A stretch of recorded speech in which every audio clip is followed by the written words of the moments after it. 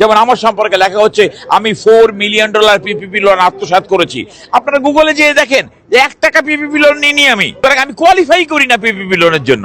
সুতরাং PPP loan আমি পাইনি, লেখা হয়েছে যে আমি $4 মিলিয়ন পিপিপি লোন নিয়ে আত্মসাৎ করেছি। পিছন দিক থেকে যখন পলায় চলে যেতে গেছে তখন ওখানে দেখ ব্ল্যাক একজন সিকিউরিটি ছিল, সে তাকে আটকাইছে যে তুমি পিছন দিক থেকে কোথায় যাচ্ছ। একজন বিজনেসম্যান আরেকজন বিজনেসম্যান সম্পর্কে লেখালেখি করতেছে, এটার একটা সলিউশন হওয়া উচিত, এটার একটা রিজলভ হওয়া উচিত। আজ পর্যন্ত একটা লেখা দেখাতে পারবেন না যে ফেসবুকে আমি কারো সম্পর্কে কোনো খারাপ কথা লিখেছি বা কারো সম্পর্কে ভালো কথা লিখেছি। চলে যে দাঁড়ায় আছে, সাথে সাথে আমি দেখে এটা দৌড়ে গেলাম, এই কি হয়েছে, অনেক কি হলো, তোমাকে মারলো কেন? অনেক বলে আমি তাকে জিজ্ঞেস করছি যে তুমি এরকম বাজে বাজে কথা সবার সম্পর্কে লেখো, সবসময় লেখো এবং মেয়েদের সম্পর্কেও লেখো, ওয়াই? মেয়েদের সম্পর্কে লেখো, তুমি বিভিন্ন সময় লেখো, বিজনেসম্যানদেরকে লেখো সে ফ্রড করেছে, ও আত্মসাৎ করেছে, টাকা মানি আত্মসাৎ করেছে, ও ইন্স্যুরেন্স ফ্রড করেছে, এই সমস্ত লিখতে থাকো। এর কোনো ভিত্তি নাই।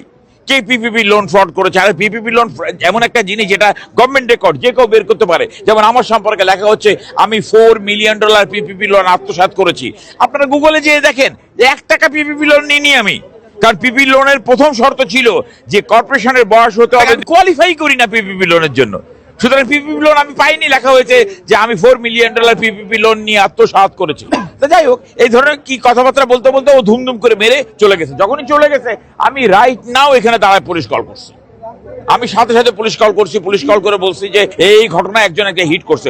ও কি করেছে, ও পিছন দিক থেকে পলায় চলে যেতে গেছে। পিছন দিক থেকে যখন পলায় চলে যেতে গেছে তখন ওখানে দেখ ব্ল্যাক একজন সিকিউরিটি ছিল, সে তাকে আটকাইছে যে তুমি পিছন দিক থেকে কোথায় যাচ্ছ, this is not the way for get out, you can go from the main side. সে তখন আটকাই দিছে। সে যখন আটকাই দিছে তখন সে দৌড়ায় আমাদের সিকিউরিটি গার্ডের কাছে এসে বলতেছে আমার সামবডি মারছে, আমার একজন মারছে, মারলে তুমি পুলিশ কল করো, আমার মারছে। তখন সিকিউরিটি গার্ড বেরোয় আসছে, আমি সিকিউরিটি গার্ডে বললাম নো নো নো, ও ওকে মারেনি, ও মারছে, উল্টা উল্টা মিথ্যা কথা বলছে, হি ইজ লাইং। এর মধ্যে পুলিশ আসছে। যেটা বললেন যে যে বিভিন্ন রিপোর্ট যেটা লেখে যেটা সত্য না, এটা কেন লেখে বলে মনে করেন? ওই লেখি লোকের কাছে পয়সা নেওয়ার জন্য। সে কথার কথা, আপনি একটা বিজনেসম্যান, এখন আপনার সম্পর্কে যখন আমি একটা খারাপ কথা লিখবো তখন আপনি দেখবেন যে আমার মেয়ে কালকে বিয়ে হবে, আমার ছেলের বিয়ে ঠিক হয়ে গেছে অলরেডি। সুতরাং মেয়ে পক্ষ যদি জানে যে আমার সম্পর্কে বাজে কথা লেখা হচ্ছে, আমি এত টাকা আত্মসাৎ করেছি, ক্রেডিট কার্ড জালিয়াতি করেছি এবং আমি পিপিপি লোন জালিয়াতি করেছি, আমার ইজ্জত চলে যাবে। তখন আপনি তার সাথে নেগোসিয়েশনে যাবেন এবং তাকে $1000-2000 দিবেন। যখনই $2000 তাকে দিবেন, সে পরের দিন আপনার সম্পর্কে লেখা বন্ধ করে দিবে, খেয়াল লিখবে না। আপনি সাগরটা আপনি একটাই দেখেছেন যে আপনার সপক্ষে যারা তাদের নিয়ে গুলশান টেরেসে একটা সম্মেলন ডেকেছেন, এটা কি নিয়ে? এটা নিয়ে আমি একটা আলোচনা করতে চাই সবাইকে নিয়ে, যে দেখেন এই যে একজনের সম্পর্কে একজন যে লেখালেখি করতেছে, একজন বিজনেসম্যান আরেকজন বিজনেসম্যান সম্পর্কে লেখালেখি করতেছে, এটার একটা সলিউশন হওয়া উচিত, এটার একটা রিজলভ হওয়া উচিত। আপনারা ভালো করেই জানেন এখানে আজ পর্যন্ত একটা লেখা দেখাতে পারবেন না যে ফেসবুকে আমি কারো সম্পর্কে কোনো খারাপ কথা লিখেছি বা কারো সম্পর্কে ভালো লিখছেন কেন। আমাকে কেন বলতেছেন আমি আত্মসাৎ করেছি, ক্রেডিট কার্ড জালিয়াতি করেছি, ফ্রড করেছি, এটা করেছি সেটা করেছি, আমাকে নিয়ে আপনারা লিখছেন কেন? আমি তো কোনোদিন কোনো কিছু লিখিনি। একটা কথা আছে, এই সাবেক সাথী, আপনার সাবেক সাথী বাড়ি কেনার সময় আপনি টাকা ধার দিয়েছেন। সাবেক সাথীর সাথে এটা একটা সুন্দর story, it is a very good story. সাবেক সাথীকে আমি $1,50,000 টাকা ধার দিয়েছিলাম, তখন দিয়ে তার এই বাড়ি কেনাইছি। কেনার পরে সাবেক সাথীর কাছে আমি কয়েকবার করে টাকা চাইছি, টাকা চাওয়ার পরে তারপরে সাবেক সাথী আজকে না কালকে বলে আমার কাছে কথা দিছে।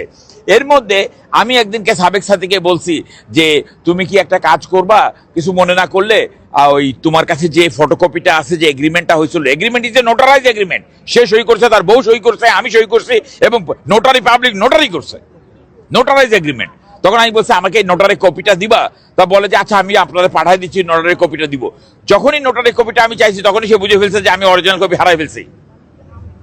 আমিও যখন অরিজিনাল কপি হারাই ফেলছি তাহলে আমার কাছে কোনো এভিডেন্স নাই, আমি তাকে টাকা দিচ্ছি।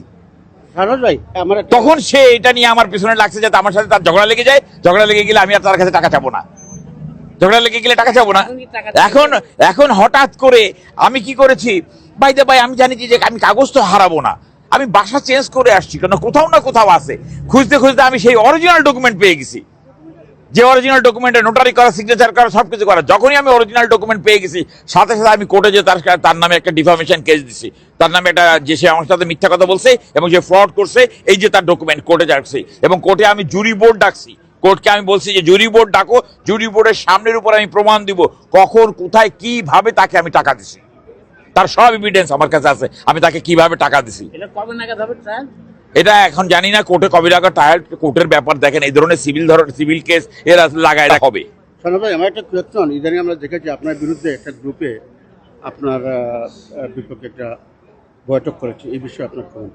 শুধু আমার একটাই প্রশ্ন, আপনারা তাদের কাছে জিজ্ঞেস করেন যে শাহনওয়াজ কি কাজটা করেছে যে তার এগেনস্টে তোমরা এগুলো লিখতেছো।